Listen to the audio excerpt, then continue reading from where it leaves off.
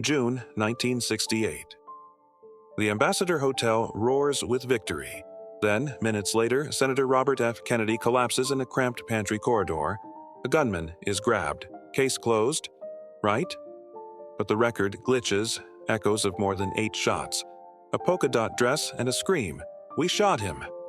Door frames with circled holes that vanish, an autopsy insisting the muzzle was an inch behind his right ear.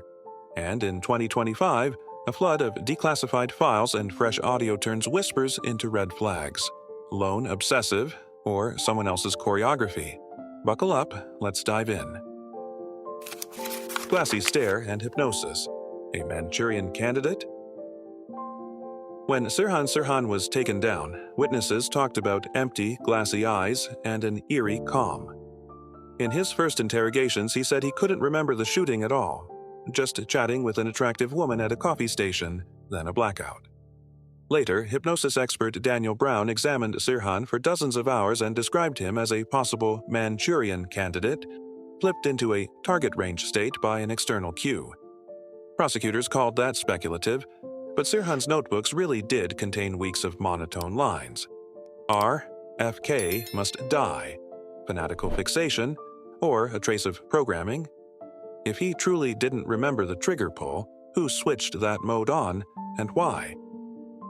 The polka dot woman, lure or phantom?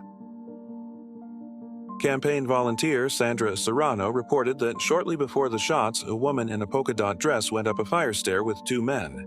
She thought one was Sirhan. About 30 minutes later, the same woman ran down yelling, "We shot him. We shot Kennedy." The files preserve Serrano's early statements and the later marathon re-evaluations that tried to water them down. Investigators even staged dress try-ons, asking witnesses to compare patterns and cuts. They chased leads from a teacher with a similar dress, she denied being there, to a woman in Sirhan's orbit, never officially confirmed. Sirhan himself remembered talking to an attractive stranger. And then, a hard cut, as if he were back on a range. Who was this polka dot figure? A panicked bystander or a trigger guide who steered him into that corridor at exactly the wrong moment? 13 shots from an 8-shot .22? Sirhan carried an 8-shot .22, but multiple trails point to more than 8 rounds. A chance recording by journalist Stanislaw Prusinski captured the volley. An independent engineer heard at least 13 impulses on the spectrogram, including near-simultaneous pairs, a tempo one gun shouldn't produce. Government analysts pushed back. The audio is too rough, 8 at most. The extra peaks could be echoes or impacts on metal. Meanwhile, photos and film from the pantry showed circled holes in a doorframe and divider, possible extra bullets beyond the official 8. LAPD later called them wood splits, and the frames were dismantled after trial and destroyed. If even one extra shot is real, there had to be a second gun in that tight corridor. If the tape truly hears 2 weapons, where's the second? Shadows of intelligence. Coincidence or oversight? Journalist Shane O'Sullivan argued that archival footage from the ambassador appeared to show figures resembling CIA veterans tied to anti-Castro operations. The agency denied it. Critics noted glaring issues. One of the named men had died years earlier, making the ID suspect. His supporters countered that identities and papers can be used as cover. There's no hard proof of an intelligence role, but the motive gets debated.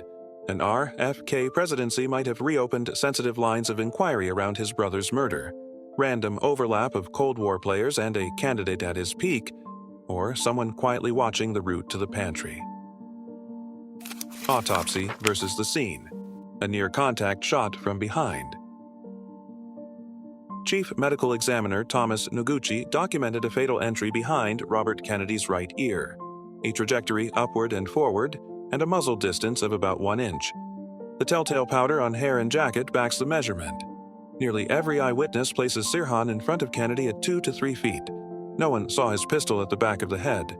Several recall that after Sirhan's first 2 shots, his arm was slammed aside and pinned, with later rounds spraying offline.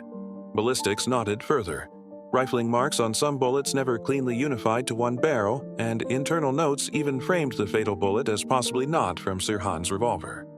How do you reconcile near contact from behind with a front-facing gunman? without another hand near RFK's right shoulder. The friendly guard closest to the fatal line. Thane Eugene Cesar, a 26-year-old security guard, walked just to Kennedy's right and slightly behind, precisely where the autopsy's fatal trajectory points. He admitted drawing a .38 in the chaos, but he also owned a .22 H and R, the caliber of the fatal rounds. For years, he insisted he'd sold that .22 before the shooting. Reporters later found the buyer and a receipt showing the sale on September 6, 1968, 3 months after the assassination. Multiple witnesses remembered seeing a gun in Caesar's hand in the pantry immediately after the volley. LAPD never ran full ballistics on his weapon and never pressed for a polygraph. Cesar denied involvement until his death. Robert Kennedy Jr. publicly argued that the guard could have fired the kill shot while Sirhan fired, but not at the senator. A pile of coincidences and investigative gaps, or the outline of a second shooter. Declassifications, notebooks, powder, polka dots, and rumors before the shots. In 2025, government archives posted tens of thousands of pages and dozens of audio files. The most on-air ready takeaways: audio. Digitized copies of the pantry tape are now public. Officially, the quality remains insufficient for a definitive shot count, but the release gives fresh oxygen to the 13 verses. 8-inch fight, powder burn reconstructions. Detailed lab tests of soot on hair and ear confirm a roughly 1-inch muzzle distance at angles upward and forward, reinforcing Noguchi's geometry of a near-contact shot from behind. The polka dot trail. Early statements put the woman before and after the volley. Later interrogations try to sand those accounts down. The files map stair routes, physical descriptions. Even the dress try-ons used to pin the pattern. Cesar's .22 timeline. Paperwork fixes the sale of his .22 to September 6, 1968, contradicting his earlier "sold it beforehand." Rumors before the assassination. Interviews with tourists returning from Israel in May 1968 record claims they'd been told Kennedy has already been shot, and others heard named false cities. Milwaukee, Nebraska, where it supposedly happened. The sources aren't verified, but the fact those rumors circulated before the killing is now logged. Quick read on the new files: no single smoking gun, but they strengthen the weak seams in the lone shooter narrative, near contact from behind, the polka dot thread, the Caesar weapon timeline, while keeping the shot count unresolved. The family versus the official story, a rare split. Even within the Kennedys, the case has long been contested. Robert Kennedy Jr., after meeting Sirhan in prison, backed a new investigation and even parole, pointing to too many shots for one revolver. Sister Kathleen voiced similar doubts about the completeness of the official picture.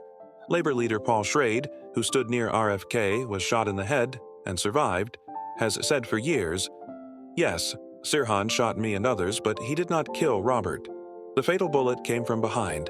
At near-contact range, other relatives and allies oppose resurrecting conspiracies or easing Sirhan's sentence. When a family splits this sharply, it signals unanswered questions." Half a century later, and an open ending. In 2025, the government ordered remaining files on RFK, JFK, and Martin Luther King released. Thousands more pages, including previously sealed photos and writings, went public. Some relatives objected, others welcomed transparency. There's still no unambiguous smoking gun, and the official line holds no second shooter. Sirhan acted alone. But stubborn mismatches remain. 1 inch behind the right ear, the polka dot sightings, the disputed tape, destroyed door frames, a guard at the right shoulder. The ending isn't an ending. What weighs more for you, Sirhan's notebooks repeating "RFK must die," or the corridor geometry that points to a near-contact shot from behind?